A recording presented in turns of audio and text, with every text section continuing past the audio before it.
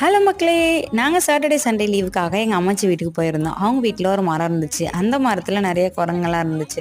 அப்புறம் அவங்க வீட்ல ஒரு சாத்துக்குடி மரம் கூட இருந்துச்சு. அந்த சாத்துக்குடி மரத்துல நெறைய பழங்கள்லாம் இருந்துச்சு. அத போயிட்டு எங்க அக்கா, தங்கச்சிலாம் போயிட்டு பறிச்சுட்டு இருந்தாங்க.